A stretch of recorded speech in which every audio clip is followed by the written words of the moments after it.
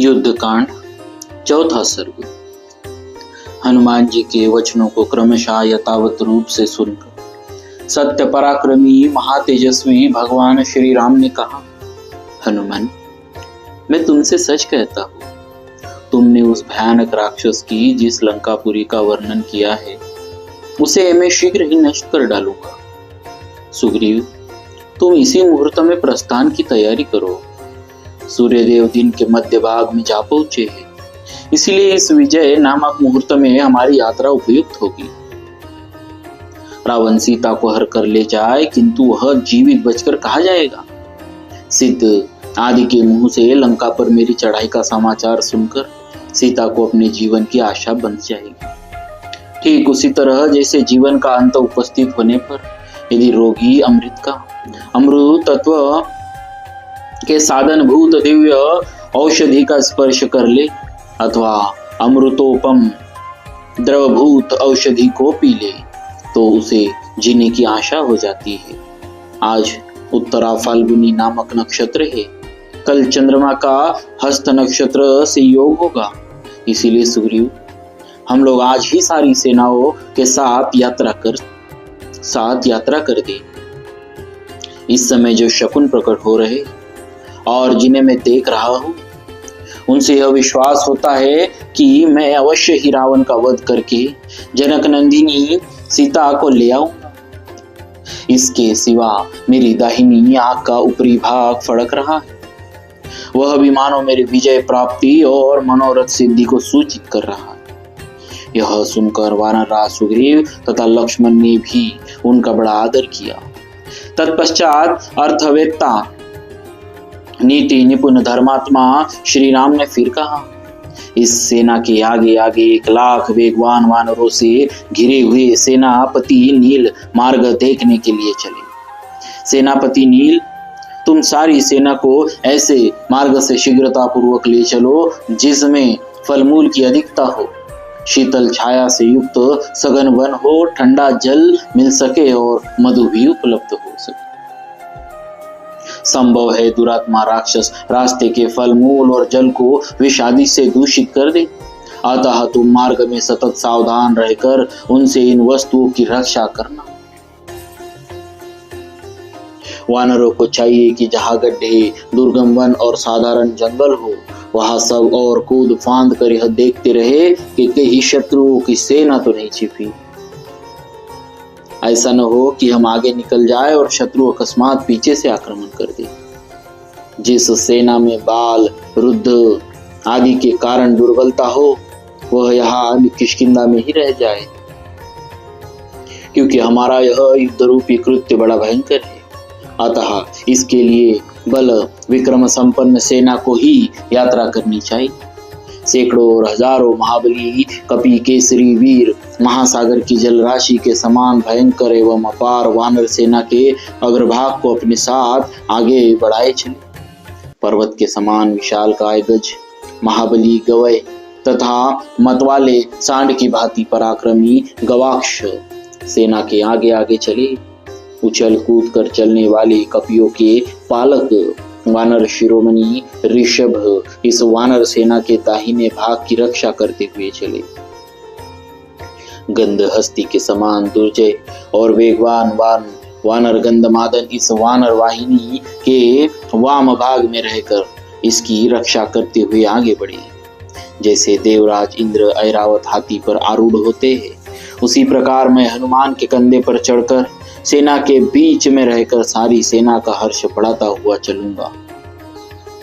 जैसे धनाध्यक्ष कुबेर सार्वभौम नामक दिग्गज की पीठ पर बैठकर यात्रा करते हैं, उसी प्रकार काल के समान पराक्रमी लक्ष्मण अंगद पर आरूढ़ होकर यात्रा करे। महाबाहु ऋषराज जामवान सुषेण और वानर वेगदर्शी ये तीनों वानर सेना के पृष्ठभाग की रक्षा करे। रघुनाथ जी का यह वचन सुनकर महापराक्रमी वानर शिरोमणि सेनापति सुग्रीव ने उन वानरों को यथोचित आज्ञा दी। तब वे समस्त महाबली वानरगण अपनी गुफाओं और शिखरों से शीघ्र ही निकलकर उछलते कूदते हुए चलने लगे। तत्पश्चात वानरराज सुग्रीव और लक्ष्मण के सादर अनुरोध करने पर सेना सहित धर्मात्मा श्री रामचंद्र जी दक्षिण दिशा की ओर प्रस्थित हुए। उस समय सैकड़ों, हजारों, लाखों और करोड़ों वानरों से जो हाथी के समान विशालकाय थे, घिरे हुए श्री रघुनाथ जी आगे बढ़ने लगे। यात्रा करते हुए श्री राम के पीछे वह विशाल वानर वाहिनी चलने लगी। उस सेना के सभी वीर सुग्रीव से पालित होने के कारण हष्टपुष्ट एवं प्रसन्न थे। उसमें से कुछ वानर उस सेना की रक्षा के लिए उछलते कूदते हुए चारों ओर चक्कर लगाते थे, कुछ मार्ग शोधन के लिए कूदते फांदते आगे बढ़ जाते थे, कुछ वानर मेघों के समान गरजते, कुछ सिंहों के समान दहाड़ते और कुछ किलकारियां भरते हुए दक्षिण दिशा की ओर अग्रसर हो रहे थे। वे सुगंधित मधु पीते और मीठे फल खाते हुए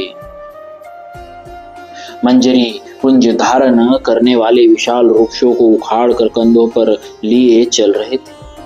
कुछ मतवाले वानर विनोद के लिए एक दूसरे को ढो रहे थे। कोई अपने ऊपर चढ़े हुए वानर को झटक कर दूर फेंक देते थे, कोई चलते चलते ऊपर को उछल पड़ते थे और दूसरे वानर दूसरों को ऊपर से धक्के देकर नीचे गिरा देते थे। श्री रघुनाथ जी के समीप चलते हुए वानर यह कहते हुए गर्जना करते थे कि हमें रावण को मार डालना चाहिए, समस्त निशाचरों का भी संहार कर देना चाहिए। सबसे आगे ऋषभ, नील और वीर कुमुद ये बहुसंख्यक वानरों के साथ रास्ता ठीक करते जाते थे। सेना के मध्य भाग में राजा सुग्रीव, श्री राम और लक्ष्मण ये तीनों शत्रुघ्न वीर अनेक बलशाली एवं भयंकर वानरों से घिरे हुए चल रहे थे। शतबली नाम का एक वीर वानर 10 करोड़ वानरों के साथ अकेला ही सारी सेना को अपने नियंत्रण में रखकर उसकी रक्षा करता था। 100 करोड़ वानरों से घिरे हुए केसरी और पनस ये सेना के एक दक्षिण भाग की तथा बहुत से वानर सैनिकों के साथ लिए गज और अर्क ये उस वानर सेना के दूसरे वाम भाग की रक्षा करते थे। बहुसंख्यक भालुओं से घिरी हुई सुषेण और जामवान ये दोनों सुग्रीव को आगे करके सेना के पिछले भाग की रक्षा कर रहे थे। उन सब के सेनापति कपिश्रेष्ठ वानर शिरोमणि वीरवर नील उस सेना की सब ओर से रक्षा एवं नियंत्रण कर रहे थे। दरिमुख, प्रजंग, जंभ और रभस ये वीर सब ओर से वानरों को शीघ्र आगे बढ़ने की प्रेरणा देते हुए चल रहे थे। इस प्रकार वे बलोन्मत्त कपि केसरी वीर बराबर आगे बढ़ते गए। चलते चलते उन्होंने पर्वत श्रेष्ठ सम्यगिरी को देखा, जिसके आसपास और भी सैकड़ों पर्वत थे। रास्ते में उन्हें बहुत से सुंदर सरोवर और तालाब दिखाई दिए, जिसमें मनोहर कमल खिले हुए थे। श्री रामचंद्र जी की आज्ञा थी कि रास्ते में कोई किसी प्रकार का उपद्रव न करे। भयंकर कोप वाले श्री रामचंद्र जी के इस आदेश को जानकर समुद्र के जल प्रवाह की भांति अपार एवं भयंकर दिखाई देने वाली वह विशाल वानर सेना भयभीत सी होकर नगरों के समीपवर्ती स्थानों और जनपदों को दूर से ही छोड़ती चली जा रही थी।